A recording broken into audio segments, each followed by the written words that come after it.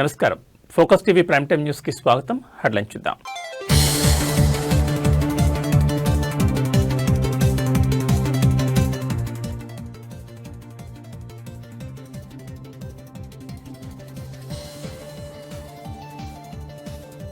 మంత్రులతో సీఎం రేవంత్ కీలక సమావేశం. మున్సిపల్ ఎన్నికలపై ప్రధానంగా చర్చ.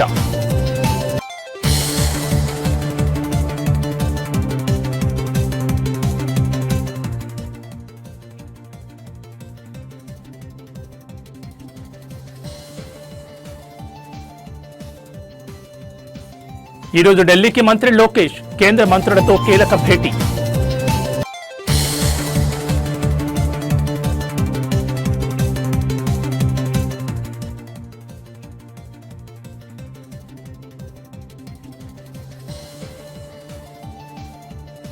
రైల్వే కోడూరుకు జనసేన త్రిసభ్య కమిటీ. 8 రోజులుగా అజ్ఞాతంలో ఉన్న ఎమ్మెల్యే శ్రీధర్.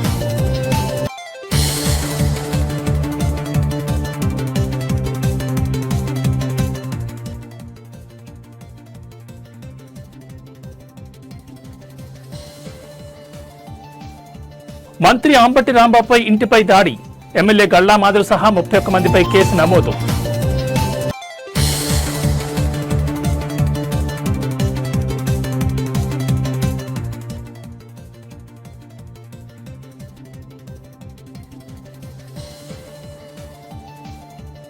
శ్రీశైలం బ్రహ్మోత్సవాలకు పకడ్బందీ ఏర్పాట్లు. అధికారులతో జిల్లా కలెక్టర్ ఎస్పీ సమీక్ష. ఇక డీటెయిల్స్ చూస్తే తెలంగాణ ముఖ్యమంత్రి రేవంత్ రెడ్డి నేడు పార్లమెంట్ నియోజకవర్గాల ఇన్ఛార్జీలతో సమావేశం కానున్నారు. ఈ సమావేశంలో డీసీసీ చీఫ్లు ముఖ్య నేతలు కూడా పాల్గొంటారు. మున్సిపల్ ఎన్నికలపై ప్రధానంగా చర్చించనున్నారు. నేటితో నామినేషన్ల ఉపసంహరణ గడువు ముగియనుంది. రాష్ట్రంలోని 116 మున్సిపాలిటీలు 7 కార్పొరేషన్లకు సంబంధించి నేతలకు దిశానిర్దేశం చేయనున్నారు. అభ్యర్థులకు ఇప్పటికే బీఫారాలు అందజేయాలని నిర్ణయించారు. రెబల్స్ కు ఆయన స్వయంగా హామీ ఇచ్చే అవకాశం ఉంది. రేపటి నుంచి రేవంత్ రెడ్డి జిల్లాల పర్యటన కొనసాగుతుంది. ఎన్నికల ప్రచారంతో పాటు హామీలు ఇవ్వడం, గత 2.5 ఏళ్లుగా ప్రభుత్వం అమలు చేస్తున్న సంక్షేమ పథకాల నుంచి చేసిన అభివృద్ధిని వివరించనున్నారు. రేపటి నుంచి ముఖ్యమంత్రి జిల్లాల పర్యటన ఉండనుంది. రేపు మిర్యాలగూడలోని 5వ తేదీన చొప్పదండి, 6వ తేదీన నిజామాబాద్ రూరల్, 7వ తేదీన పరిగి, 8వ తేదీన భూపాల్పల్లి, 9న మెదక్లో రేవంత్ రెడ్డి ఎన్నికల ప్రచార సభల్లో పాల్గొంటారు.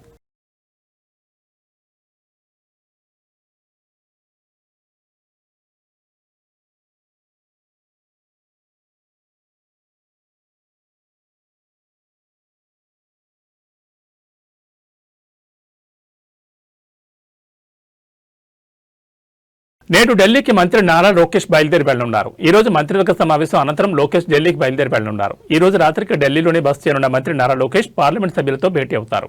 రేపు ఉదయం పార్లమెంటుకు మంత్రి నారా లోకేష్ వెళ్లనున్నారు. పలువురు కేంద్ర మంత్రులను కలవనున్న మంత్రి నారా లోకేష్ రాష్ట్రానికి సంబంధించిన పలు ప్రాజెక్టులు, నిధుల విడుదలపై చర్చించనున్నారు. అలాగే రాష్ట్రంలో జరుగుతున్న రాజకీయ పరిణామాల గురించి కూడా వివరించనున్నారు. అనంతరం రేపు అర్ధరాత్రికి ఉండవల్లి నివాసానికి మంత్రి నారా లోకేష్ రానున్నారు.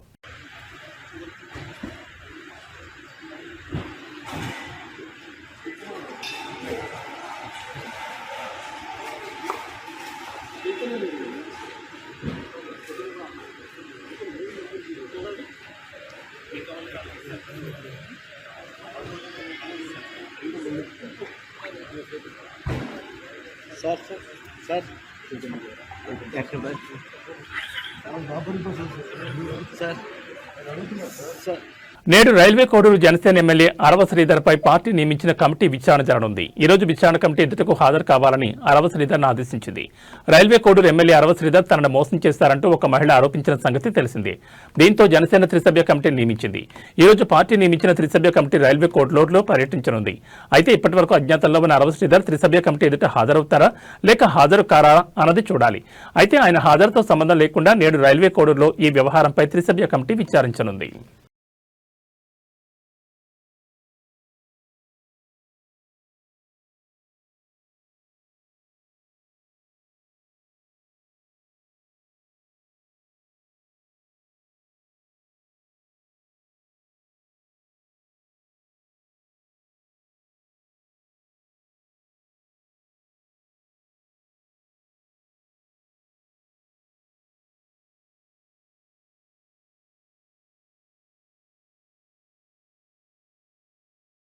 మంత్రి నారాయణ బృందం లండన్లో పర్యటిస్తోంది. ఈ సందర్భంగా లండన్ నగరానికి సంబంధించిన మాస్టర్ ప్లాన్, అభివృద్ధి ప్రణాళికలు, రవాణా సౌకర్యాలపై బృందం అధ్యయనం చేసింది.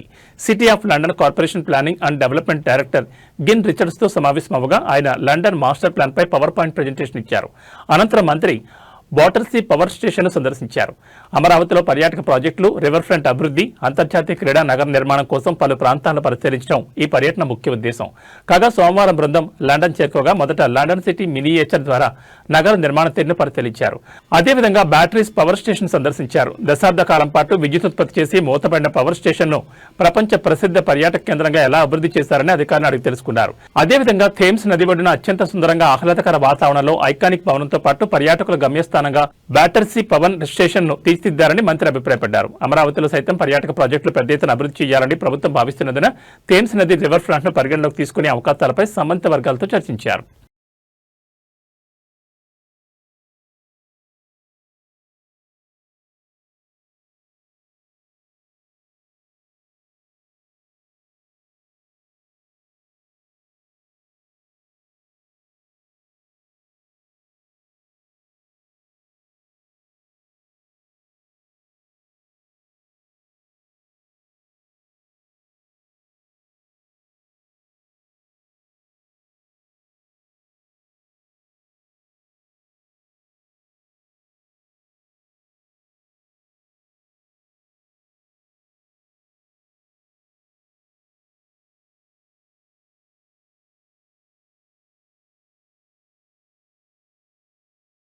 ఆంధ్రప్రదేశ్ మాజీ ముఖ్యమంత్రి వైఎస్ జగన్ రేపు గుంటూరు, విజయవాడలో పర్యటించనున్నారు. మాజీ మంత్రులు అంబటి రాంబాబు, జోగి రమేష్ కుటుంబ సభ్యులను పరామర్శిస్తారు.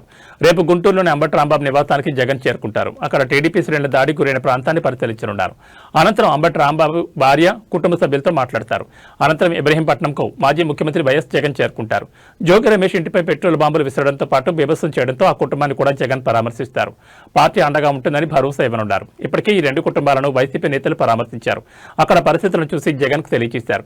ఘటన జరిగిన వెంటనే అంబటి, జోగి రమేష్లకు ఫోన్ చేసి జగన్ పరామర్శించారు.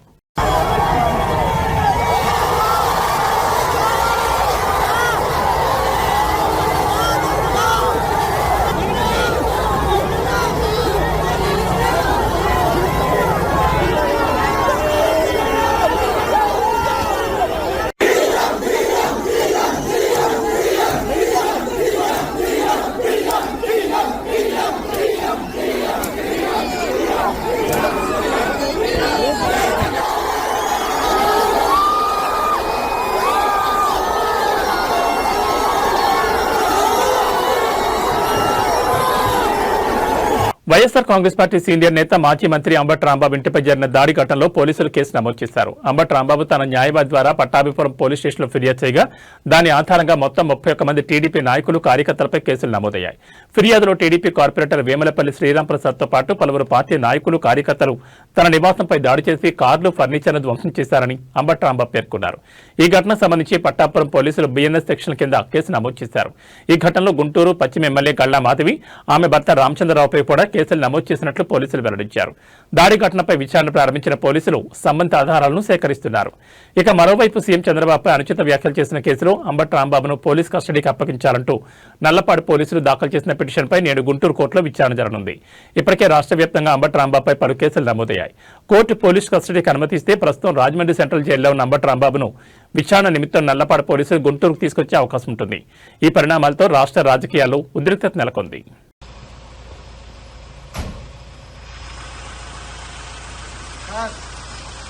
అయిపోయింది.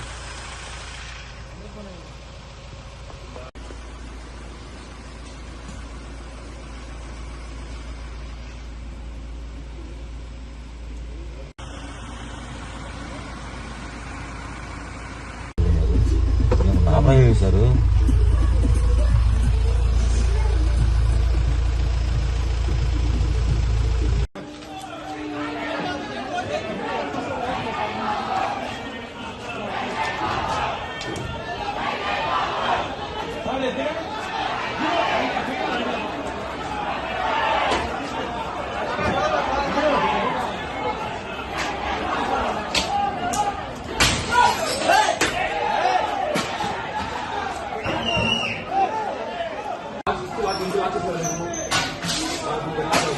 మా ఫోన్ మొత్తం నీటి తీయనపై ఐఫోన్ ఎన్ని కింద 6 మొత్తం ఇది కూడా మొత్తం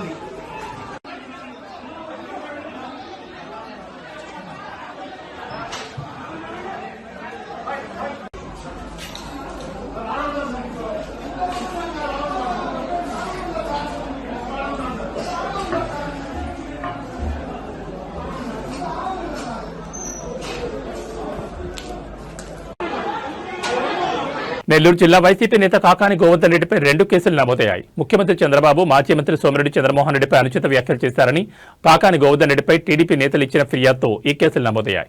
తిరుమల లడ్డు వ్యవహారంలో అనుచిత వ్యాఖ్యలు చేశారంటూ ఆయనపై 2 పోలీస్ స్టేషన్లో కేసులు నమోదయ్యాయి. కాకాని గోవర్ధన్ రెడ్డి తిరుమల లడ్డు వ్యవహారంలో ప్రభుత్వ వైఖరిని చంద్రబాబును తప్పుపట్టడమే కాకుండా సోమిరెడ్డి చంద్రమోహన్ రెడ్డి విషయంలోనూ అనుచిత వ్యాఖ్యలు చేశారంటూ ఆయనపై స్థానిక టీడీపీ నేతలు ఫిర్యాదులు చేశారు. దీంతో పోలీసులు కేసు నమోదు చేసుకుని దర్యాప్తు చేస్తున్నారు. మరోవైపు ఈ కేసులకు తాను భయపడబోనని కాకాని గోవర్ధన్ రెడ్డి తెలిపారు.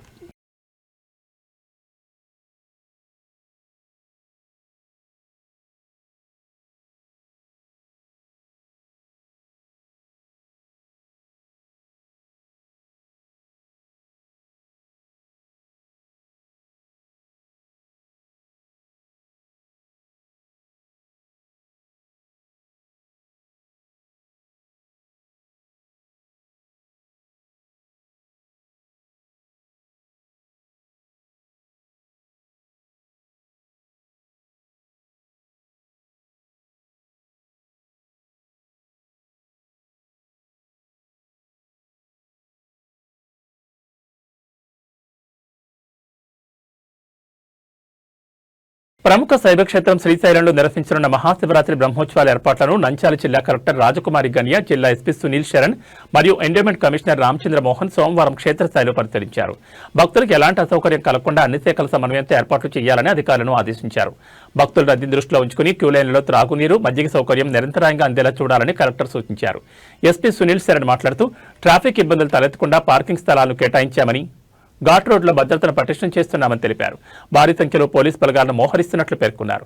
సామాన్య భక్తులకు త్వరగా దర్శనం కలిగేలా దర్శన వేళలు, ప్రత్యేక క్యూలైన్లపై ఎండోమెంట్ కమిషనర్ అధికారులకు దిశానిర్దేశం చేశారు. ఉత్సవాల సమయంలో క్షేత్ర పరిసరాల్లో పారిశుద్ధ్యం లోపించకుండా చూడాలని, అలాగే ముఖ్య కేంద్రాల్లో వైద్య శిబిరాలను ఏర్పాటు చేయాలని అధికారులకు స్పష్టం చేశారు.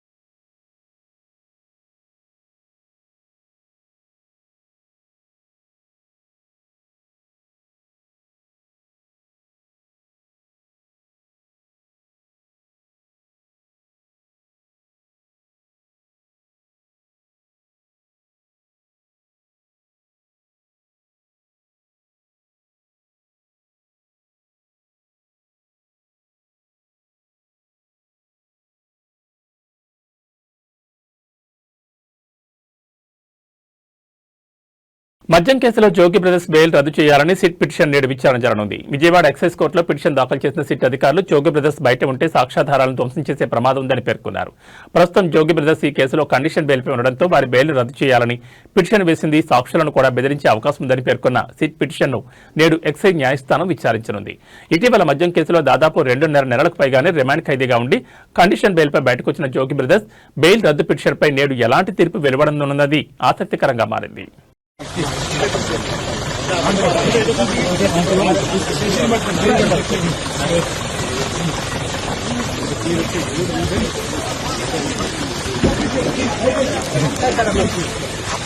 సార్ ఈ అరెస్ట్ మీరు ఏ విధంగా ఖండిస్తున్నారు సార్?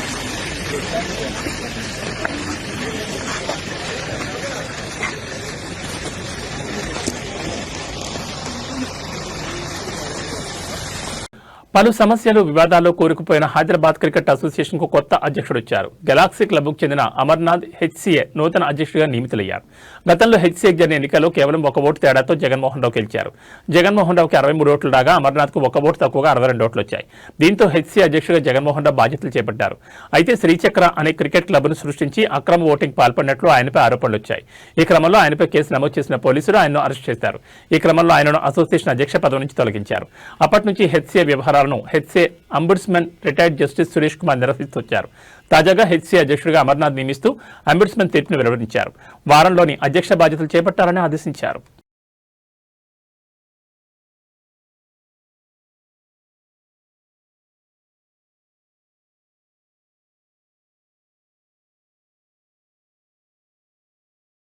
సోషల్ మీడియాలో రాత్రికి రాత్రే స్టార్డమ్ సంపాదించాలనే తాపత్రయం యువతను పెడదారి పట్టిస్తోంది. వ్యూస్, లైక్స్ కోసం ప్రాణాలను పణంగా పెడుతూ ప్రమాదకరమైన విన్యాసాలకు పాల్పడుతున్నారు.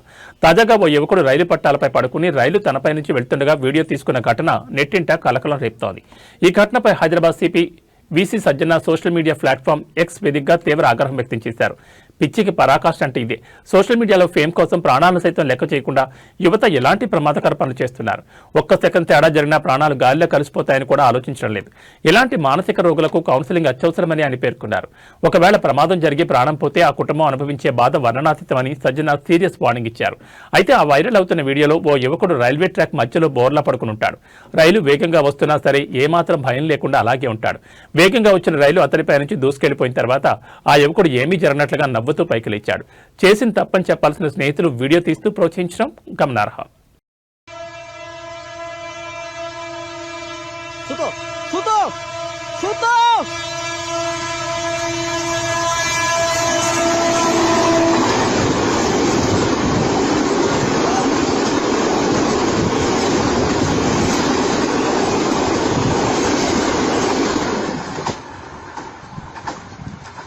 अल्लाह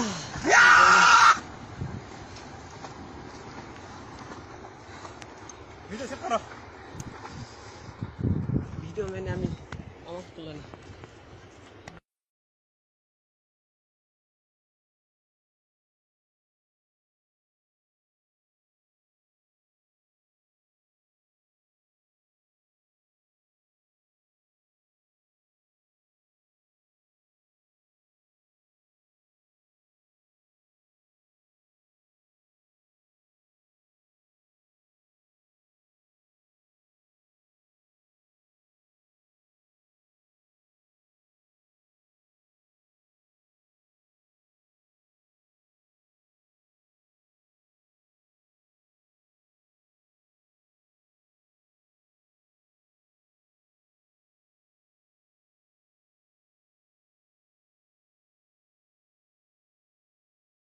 అమెరికా అధ్యక్షుడు డొనాల్డ్ ట్రంప్ భారత్పై టారిఫ్ల విషయంలో కీలక నిర్ణయం తీసుకున్నారు. భారత్పై ఇంతకుముందు విధించిన ప్రతీకార టారిఫ్లను 25% నుంచి 18% తగ్గిస్తున్నట్లు ప్రకటించారు.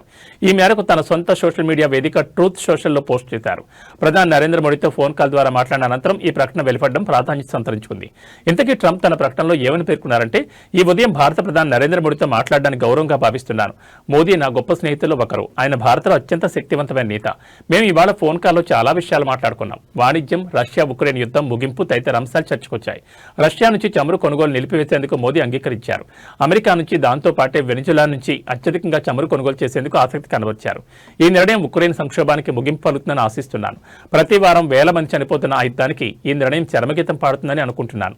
అమెరికా తయారీ వస్తువుల కొనుగోలు పట్ల కట్టుబడి ఉంటామని ప్రధాని మోడీ మాటిచ్చారు. ఈ వాణిజ్యం దాదాపు $500 బిలియన్ వరకు ఉండొచ్చు. ఇందులో ఇంధనం, టెక్నాలజీ, వ్యవసాయం, బొగ్గు తదితర ఉత్పత్తులున్నాయి. భారత్తో అమెరికా అద్భుతమైన సంబంధాలు మరింత దృఢంగా ముందుకు పెడతాయి. నేను ప్రధాని మోడీ ఈ ఒప్పందానికి ఓ రూపం కల్పించాం. ఇంతకు మించి ఎక్కువగా చెప్పలేమంటూ ట్రంప్ తన పోస్టులో పేర్కొన్నారు.